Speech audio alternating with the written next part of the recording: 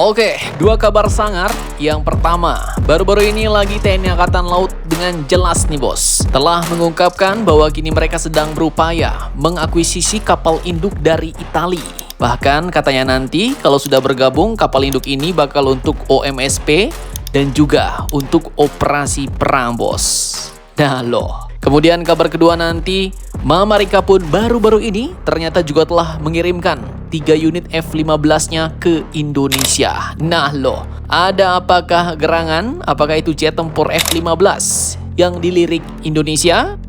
Oke, jadi yang pertama kita bahas kapal induk Indonesia dulu nih bos. Admin kutip dari kompas.com. Hal ini pun jelas diungkapkan langsung oleh Kepala Staf Angkatan Laut kita atau Kasal Laksamana TNI Muhammad Ali saat berbicara di atas geladak KRI Brawijaya 320 yang bersandar di dermaga 107 Tanjung Priok, Jakarta Utara pada Senin 8 September 2025 hari ini bos. Beliau pun mengungkapkan bahwa pihaknya kini sedang berupaya mengakuisisi ITS Giuseppe Garibaldi, kapal induk sangar yang sebelumnya menjadi kebanggaan Angkatan Laut Italia bos. Dan rencana akuisisi itu kini katanya masih dalam tahap pembahasan dengan pihak Italia. Nah loh, jadi kini jelas ya pernyataan langsung dari Kasal Muhammad Ali. Dan beliau pun mengatakan seperti ini bos. Yang kapal induk nanti bisa ditanyakan ke pihak Italia. Tapi kita berusaha untuk mengakuisisi kapal induk yang dulu dimiliki oleh Angkatan Laut Italia yaitu Garibaldi.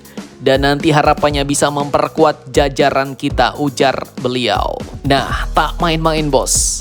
Kasal Muhammad Ali juga menyatakan bahwa kapal itu jika nanti sudah bergabung ke dalam kekuatan TNI Angkatan Laut, maka akan digunakan dalam operasi militer selain perang atau OMSP. Seperti contohnya misi kemanusiaan, bantuan bencana maupun evakuasi besar-besaran bos. Namun, tak cuma itu, menurutnya juga tidak menutup kemungkinan kapal induk itu bakal digunakan untuk operasi militer perang. Nah, jadi kini semakin jelas, jadi bisa untuk OMSP dan bisa juga untuk operasi perang TNI Angkatan Laut bos. Artinya, ketika untuk operasi perang maka kapal induk ini pun pastinya bakal membawa gendongannya bos. Gak mungkin kan kapal induk dibawa perang isinya kosong. Dan pertanyaannya, gendongannya apa Min? Nah, bisa jadi membawa jet tempur, bisa jadi membawa drone tempur, bisa juga cuma helikopter atau kombinasi bos. Nah, tapi kalau untuk jet tempur apa itu admin belum tahu. Meskipun ada kabar kemarin katanya TNI mau memboyong sepaket sama jet-jet tempur Harrier-nya bos. Itu pun kalau Indonesia dan Italia sudah deal ya bos. Tapi saat ini kan masih dalam tahap pembahasan katanya. Kemudian kalau untuk drone tempur maka ya sudah jelas. Mungkin nanti bakal menggotong drone-drone tempur TB3 plus Akinci yang kemarin kabarnya mau diborong total sebanyak 69 unit drone dari Turki. Nah, itu dia pernyataan mantap dari TNI Angkatan Laut kita. Lantas kini pertanyaannya, bagaimanakah dampaknya terhadap postur militer TNI dan ke geopolitik kawasan jika Indonesia benar-benar memboyong kapal induk ini?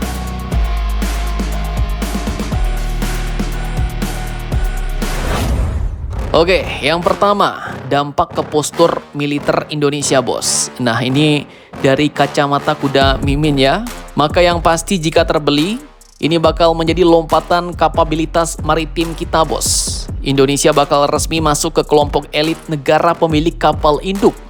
Walaupun Garibaldi tergolong kapal induk kecil, namun jelas kemampuannya tetap jauh di atas kapal amfibi atau LPD yang saat ini dimiliki TNI Angkatan Laut. Apalagi dengan kabar bahwa kapal ini katanya kemarin mau dimodifikasi menjadi lebih gacor lagi oleh perusahaan Republic Corp. Dan jika benar-benar diisi gendongannya, dipersenjatai, maka jelas ini dapat meningkatkan deterrent effect yang cukup signifikan bagi Indonesia. Dan hal ini ya bakal praktis mengubah postur Indonesia dari Brown Water Navy ke arah Blue Water Navy yang mampu melakukan operasi jarak jauh seperti video admin kemarin bos. Kemudian dampaknya ke postur militer kita, jadi mengoperasikan kapal induk ini butuh doktrin bos, butuh infrastruktur hingga SDM yang benar-benar siap. Artinya TNI Angkatan Laut pun bakal terdorong nih untuk mempercepat modernisasinya termasuk membangun sistem logistik pelatihan penerbangan laut, hingga peningkatan kemampuan pertahanan udara kapal induk. Nah, itu untuk postur militer. Kemudian lanjut ke dampak geopolitik di kawasan, bos. Yang pastinya bakal kuat berpengaruh pada posisi di ASEAN dan kawasan regional. Jika Indonesia punya kapal induk, otomatis bakal menjadi salah satu negara ASEAN dengan kemampuan proyeksi kekuatan yang sangat besar. Ini bakal meningkatkan status Indonesia sebagai pemimpin alami di kawasan, sekaligus menambah bargaining power di forum-forum regional, bos. Nah, tapi selain kelebihan-kelebihan di atas, tetap ada tantangannya nih. Yang pertama jelas, biaya operasionalnya tinggi banget nih. Karena ya, kapal induk itu butuh ratusan hingga ribuan kru, bos. Pemeliharaannya mahal, serta kapal pengawal juga harus ada. Seperti misalnya frigate, destroyer, kapal selam, itu harus siap agar operasional kapal induk ini benar-benar efektif dan optimal. Apalagi kalau dibawa keluar wilayah teritorial, ya kan? Kemudian Indonesia juga harus menyiapkan dermaga khusus, fasilitas pelatihan hingga integrasi dengan pesawat tempur laut atau drone tempur. Dan satu lagi yang paling penting, Garibaldi ini adalah kapal dari era 1980-an, bos. Artinya kemampuan tempurnya terbatas dibandingkan dengan kapal induk modern. Sehingga kalau tidak ada upgrade yang cukup signifikan, maka ia lebih cocok untuk peran flagship dan OMSP ketimbang perang skala besar. Namun jika jadi di-upgrade seperti rencana Republic Corp kemarin, maka biayanya juga tidak tulung tanggung. Dan kesimpulannya, secara umum maka kapal ini pun benar dapat meningkatkan citra Indonesia sebagai kekuatan maritim tangguh, kemudian dapat memberikan pengaruh geopolitik yang cukup signifikan di kawasan ASEAN dan dapat memaksa TNI Angkatan Laut untuk beradaptasi dengan standar operasi Angkatan Laut modern. Namun ya, untuk efektivitasnya jelas, bos, akan sangat ditentukan oleh komitmen jangka panjang Indonesia sendiri dalam modernisasi armada dan penguasaan serta pengembangan doktrin dan teknologi kapal induk. Kalau cuma beli terus nggak ngapa-ngapain ya sama aja bohong, ya kan? Jadi untuk kabar kapal induk cukup sekian dan terima kasih, bosku.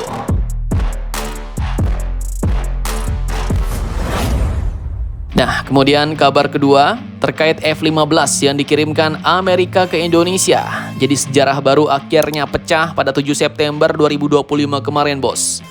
Hari Minggu yang biasanya tenang di Lanut Rusmi Nurjadin Pekanbaru mendadak bergetar oleh deru mesin jet. Sebanyak 3 unit F-15A Strike Eagle dari Fighter Squadron ke-333 Seymour Johnson AFB, North Carolina, Amerika, telah menjejakkan roda pendaratnya di landasan udara Indonesia. Dan inilah momen pertama kalinya sang elang legendaris hadir nyata di bumi Indonesia di langit Nusantara, bos. Jadi yang dikirim Amerika ini adalah jet-jet tempur milik angkatan udaranya. Bukan F-15EX yang mau dibeli Indonesia dulu, bos. Bukan ya.